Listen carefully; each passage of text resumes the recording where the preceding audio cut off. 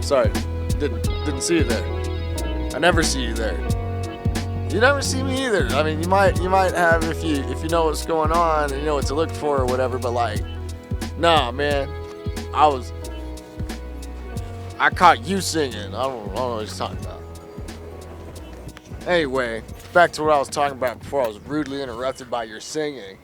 Uh, this is the Sanity Trance, and today I'm gonna wig out on the hamster wheel, or what I call the hamster wheel, because I know there's lots of nice hamster wheels out there. Amazon's a really cool place, and they have a lot of Amazonian hamster wheels, I'm sure.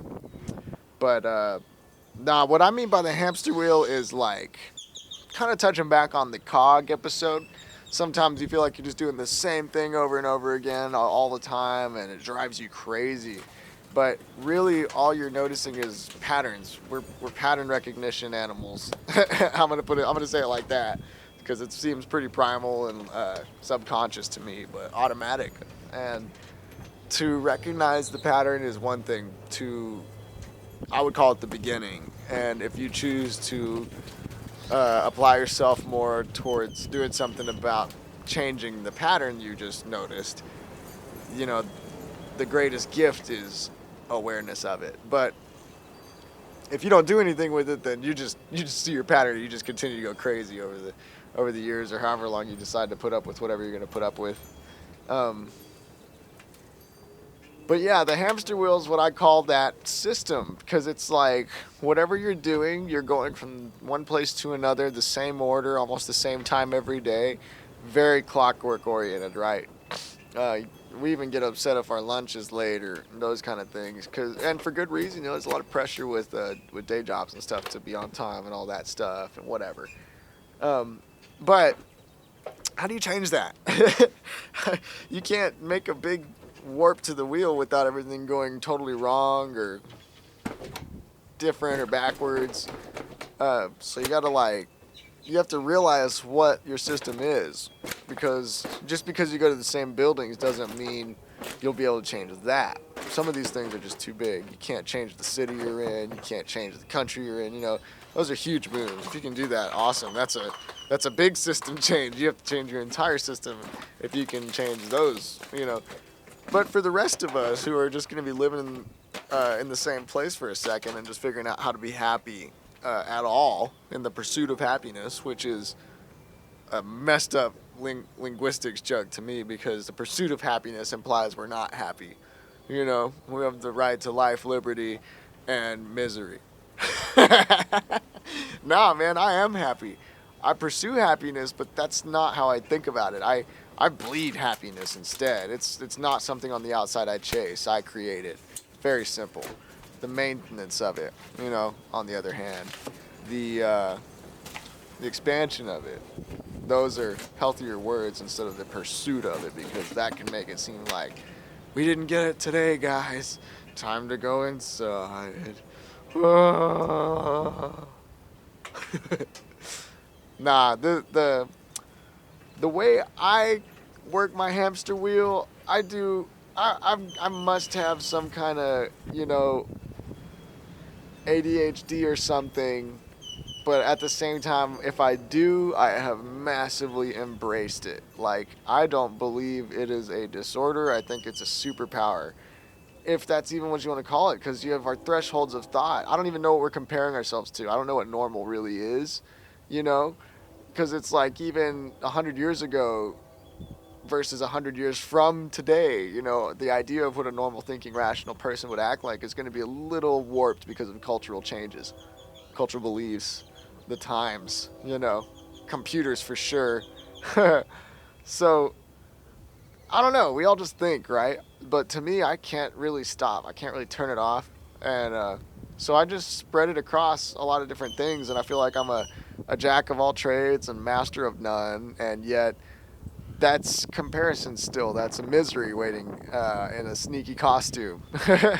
So ignoring all that, I'm just creating and communicating. I love just sticking to the point, man, and getting it.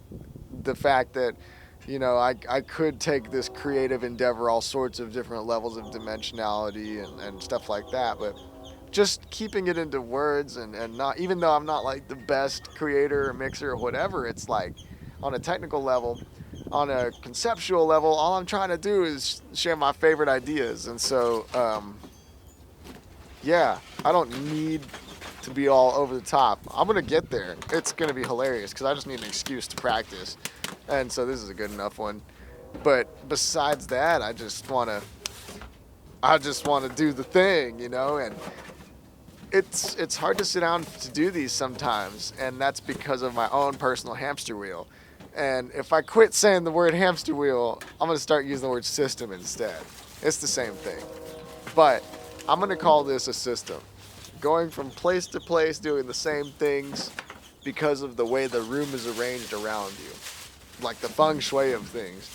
I believe in making a room as big as it can possibly be by letting a lot of the furniture line the walls instead of being the center of rooms and stuff like that. I mean, for sure, to each his own, whatever. Each place is different. It's got its rules or whatever. But like, the reason I care so much about those kind of ideas is because it changes my productivity. It seems like every item has its own center of gravity. And as I walk by it, I feel that gravity. And it's a really silent plea to practice or play it a little bit, just to play it at all, touch whatever. Every time I walk by my piano, I just like, it's right there and it's getting dusty. And it's like, even then, if I just decide to ignore all that, I just had to acknowledge that whole black hole of information as I was just trying to walk to my kitchen, you know? And so that raises the chances of me sitting down to do something or anything or a lot of things at once on the piano just because it's there in the way.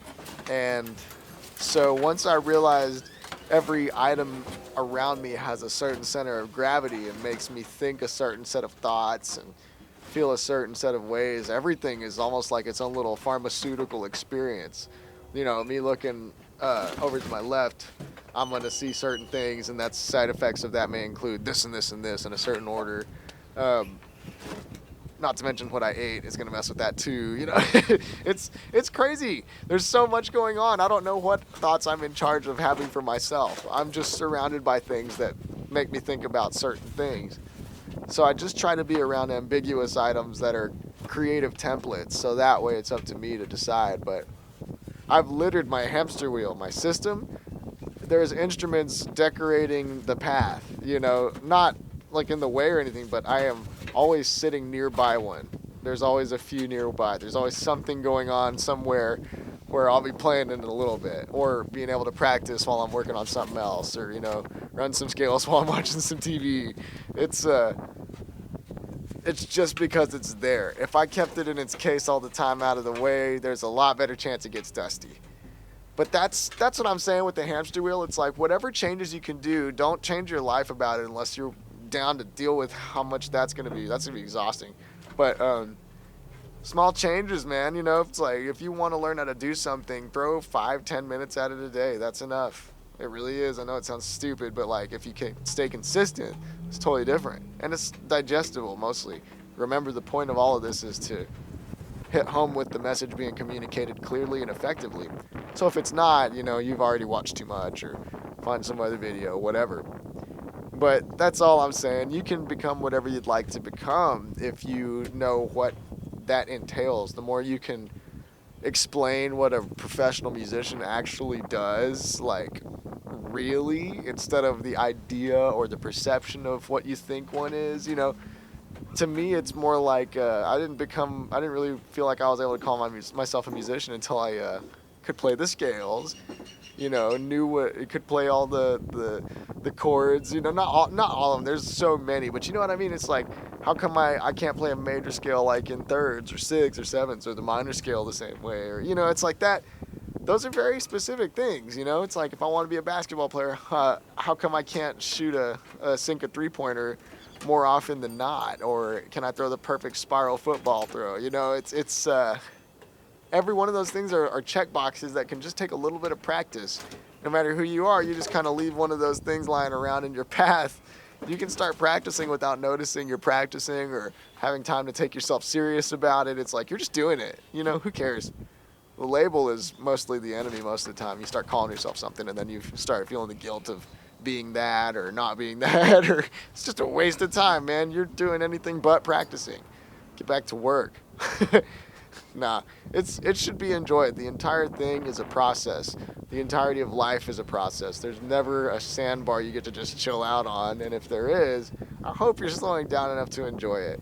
You know, because it's like even in the middle of those sandbars, sometimes you have people talking about what they're gonna do when they get home from their vacation. It's a real shame. But yeah, if you want to start saving money, small move. You know, make it a very non-time consuming thing. Eventually, maybe your life will flip in the opposite direction where this is all you're doing. But you can do whatever. Like I said, just stuff your reality. You know, decorate your hamster wheel in different corners. Leave a certain thing over here that you want to get better at. Leave a book open.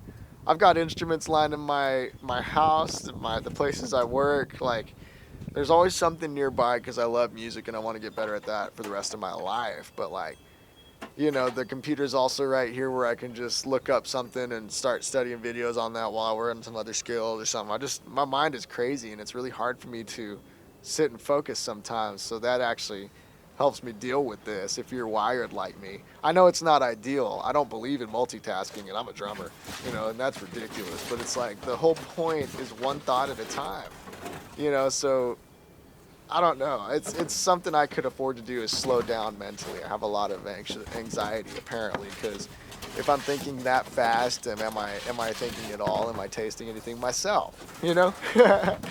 But I know I am. These are things I think about all the time, and I really appreciate being alive, and I really appreciate all my friends being alive, especially after this last year. But I wasn't one of the people who needed a reminder, you know, if that's how you want to think about it. But my life, nonetheless, I leave books open. I get a lot of people give me a lot of things, and I just try to make sure I have time to read all of it or whatever. But it's like there's a book open where I just stand by my heater, you know, because I got this little bookcase nearby that, and I can just grab a book while I warm my feet right next to it. And then go walk off, ditch the book there with wherever I left it, and on to the next thing. And wherever I'm sitting over somewhere else, there's a book over there too about something totally different, you know? And each day is that anyway, you know? And we're such readers that you can't not read something just by seeing it, right? So instead of me having to really think I have to read, I can just glance some things through and try to realize what I'm actually looking at here. What's the message? What's the point? But yeah. That's how you can get out of one life and into the next through small changes. You know, if you want to start learning how to code, just Google it and then throw the time at it. Put it in your way where you don't have to think too hard about having to set all this stuff up just to do this, just to turn it on. And, you know, don't give yourself a reason. Don't give yourself an excuse. All right, peace, y'all. Have fun. Keep running.